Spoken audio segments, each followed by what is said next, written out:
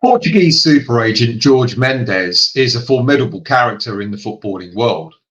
After all, he represents some of the biggest talents in football right now, such as the likes of Lamine Yamal, Vitinha, João Lopez, and Ruben Diaz, to name a few. He also represents 21-year-old midfielder Mateus Fernandes of Southampton, and both he and the South Coast club believe that they've got a talent worth at least £50 million on their hands right now. Now, whether they'll achieve to get that particular sum of money is another matter. And despite Southampton having purchased Fernandes for a mere €15 million this time last summer, the West Ham offer of £30 million, including add-ons, was flatly turned down as soon as it was made. But aside, it is understood that Mendes doesn't do business with just any club. He has his favoured few and tends to stick with them. Those favoured few include the likes of Barcelona, PSG, Chelsea, Man City, Man United. You get the drift. It doesn't mean that he'll do deals with these clubs exclusively, but a bid for one of his up-and-coming talents is going to have to be significantly special for Mendes to give it any serious consideration. And clearly, a £30 million bid with a few Sully specials included was just not serious enough. So, should we go back in for Mateus Fernandes? I don't know, is the honest truth. I'm quite torn on this one. In all honesty, I'm kind of leaning towards, no, I don't think we should.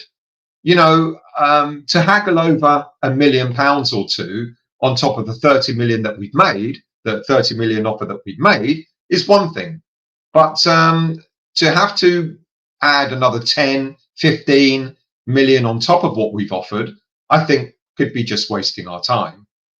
Sure, Fernandes is likely to become the next formidable force in football, you know, and he may well end up being the next £100 million player.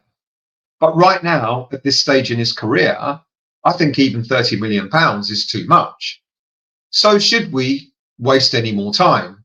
Other clubs are apparently lurking, both here and abroad, especially Spain.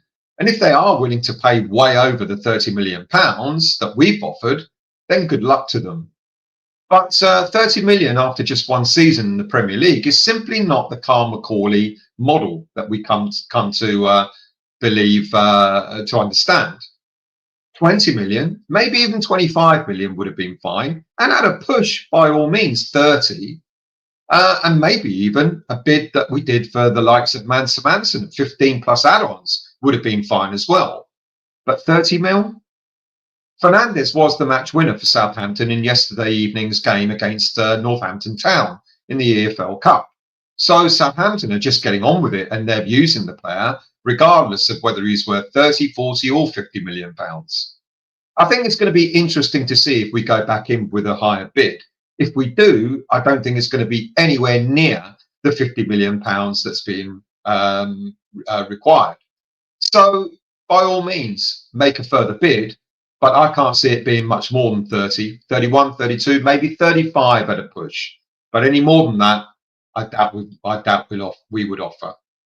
Look, if you're new to the channel, first time you're watching the West Ham Voice, or if you've watched me before but yet to become a subscriber, please do subscribe. All the content to subscribers is free. But I've also introduced a members scheme. So do look out for the details of what that contains as well. But there's no obligation to become a member. If you become a subscriber, you still get all the content. But if you want to become a member and support this channel, then feel free to do that as well. Now, there is talk that we're interested in Leicester's attacking midfielder, Bilal El-Khanous. And there is also talk that we were in discussions between ourselves and Leicester City over a double deal that would have included both Mads Hermansen and El-Khanous to come to East London. Now, the fact that West Ham didn't initially entertain this idea could be down to a number of reasons. Firstly, maybe the aim was our prime target, Mateus Fernandes. Or secondly, maybe we thought maybe El-Khanous was offered at the right price. But given the amount we paid for Hermansen, I'm sure we would have been able to negotiate a fee adequate enough to make both West Ham and Leicester happy. Or thirdly, And probably the most likely reason why we didn't pursue a deal for Elneny is because he's probably not likely to be the type of central midfielder that we're currently chasing right now. You see, unlike Fernandez, who could be described as a box-to-box midfielder, Elneny is not that type of player. Now, there's no denying that the Moroccan international is a decent player, a good attacking midfielder, but his style is probably not what our midfield needs right now. Now, in order to become that box-to-box asset, his defensive positioning needs to improve, and he needs to stop having lapses of concentration, especially in such a crucial area. Sure, he's available for maybe 20, 25 million pounds, give or take, but I feel that West Ham needs something different in the heart of our midfield right now. You know, we need a player that can take the game by the scruff of the neck. And I'm not so sure, with the greatest of respect to him, that Elneny is that type of player. So enter the player that some of us had the pleasure to see in action ourselves last Saturday at the London Stadium. Ngal'Ayel Mukau was excellent for Lille in the game against West Ham last weekend. He was composed, direct, aggressive, a very decent midfielder indeed. He stood out in the game and gave us a glimpse of what we're missing in our central midfield right now. Born in Antwerp, Belgium, he represented the Belgium national team up to under-18s, but the Democratic Republic of Congo gave him a chance to represent his parents' homeland in the under-20s, and soon after he became a senior. He made his senior debut for Congo in November 2024. 20 years of age, the player developed through Belgian clubs KV Mechelen and Zulta Youth, and in July last year, Lille snapped him up for a mere €5 million. His playing style has been compared to players such as Thomas Partey, Kobe Mainu, and the one that really interests me is being compared to Amadou Onana. Now, if you recall, under David Moyes, we almost signed Onana, but he went on to prove how good a footballer he was when he signed for Everton instead and subsequently moved to Aston Villa. Mukau if he comes anywhere near close the qualities that we know Onana has, then if we buy him, we will at least have ourselves, or we'll finally have ourselves, a player who's combative and lively and progressive in midfield, the kind of midfielder that I think we've been lacking for the last couple of years. But is he ready? Interestingly, because I asked that question because on Monday, I suggested that Graham Potter might opt for experience over youth in the middle of the park. But with talk that now we might be looking at moving on some midfielders from West Ham, players like Alvarez, Ward-Prowse, Rodriguez and Irving have all been named in the past couple of days as players potentially leaving, then all of a sudden, Mukau would actually make a lot of sense. It's funny because on Monday, I was convinced that it would only be just one other player that we would buy in the transfer market. But I did say that's unless we start looking at moving other players on. So now, if we do move several players on, then Mukau plus another could well come to West Ham United. I'll talk about other players that we might be linked to in a moment, but let's focus on Mukau for just this minute. Apart from a minor ankle injury, which saw him miss a handful of games at the start of his Lille career, Lille didn't hesitate to throw the player straight into the first team when they bought him, and he's since made 36 appearances in all competitions, of which 8 were in last season's Champions League.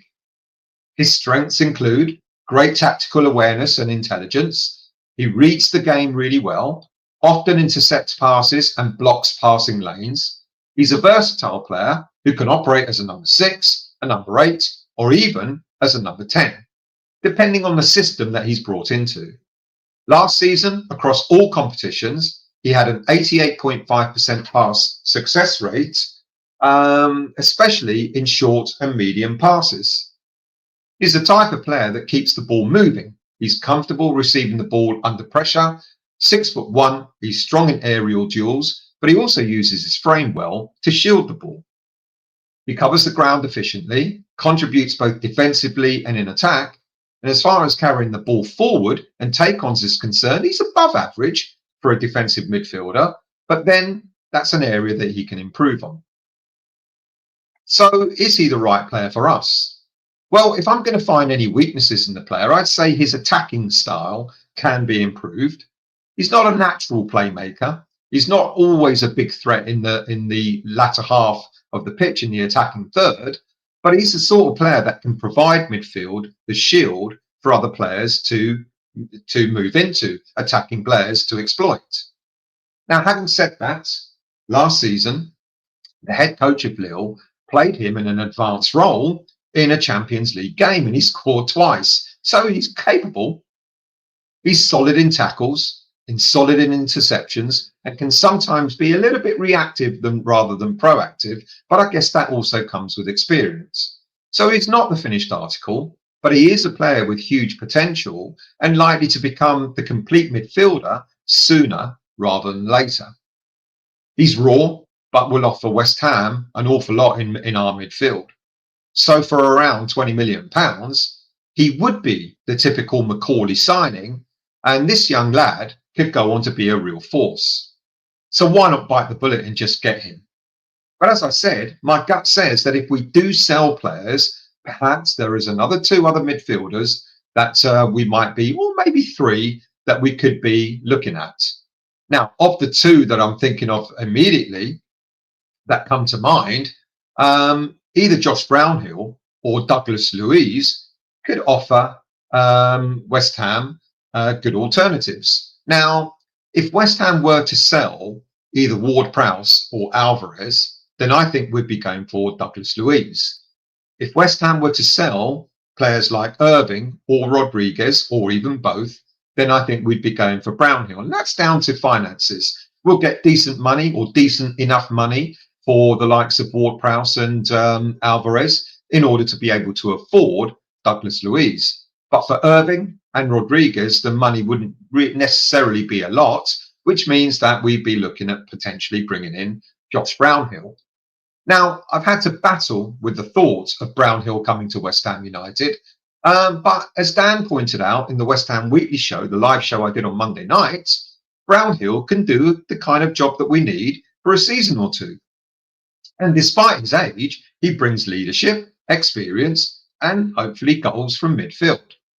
As for Luiz, yeah, he will indeed be a driving force and will undoubtedly be a great link between defence, midfield, and attack. But as we know, Luiz would come with a big salary and a hefty price. Now, when I asked whether we might venture into the loan transfer market for midfielders, the reply I received was as follows. Not sure any good ones are available on loan, but we will explore all angles, which kind of seems to imply that we're definitely going out to buy rather than looking for any sort of short-term deals, any loan deals with maybe an obligation. Now, Luiz could come as an obligation to buy, but maybe the club will view that in the long term. If it's an obligation, then you're buying him. So, yeah. Now, the thoughts of getting Luiz on loan kind of look slim, but it would really depend on what Juventus want to do. Will they allow the player to go on loan? I don't know. As far as other targets are concerned, it seems that most clubs in the Premier League are doing their midfield business right now. Jacob Ramsey, rumoured to be en route to Newcastle. James McAtee on his way to Nottingham Forest. And as we know, Jack Grealish, even though we weren't really interested in him, Jack Grealish and Kiernan Dewsbury-Hall have both signed for Everton.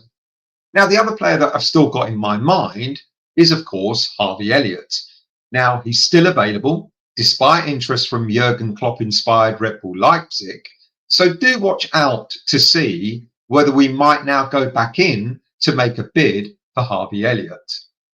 But over the coming days, it looks as if there will still be some transfer movement, not only players coming in, but also it looks like there are players leaving as well. So I think Mukau is definitely the next player that we're targeting. And as mentioned, if we do sell the likes of Ward-Prowse and Alvarez, then we should be looking at bringing in the likes of Douglas Luiz in return.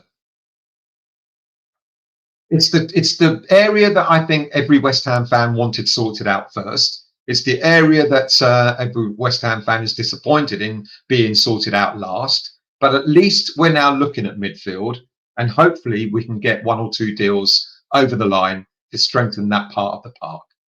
Thank you for watching. Thank you for listening. Do leave your comments, leave your thoughts. Who is it that you would like to get in? Is Mukau a good deal? Should we go back in for Fernandes, or should we be targeting other players like Harvey Elliott now? Be very interested in your thoughts. Thank you for watching and listening, and I'll see you all soon.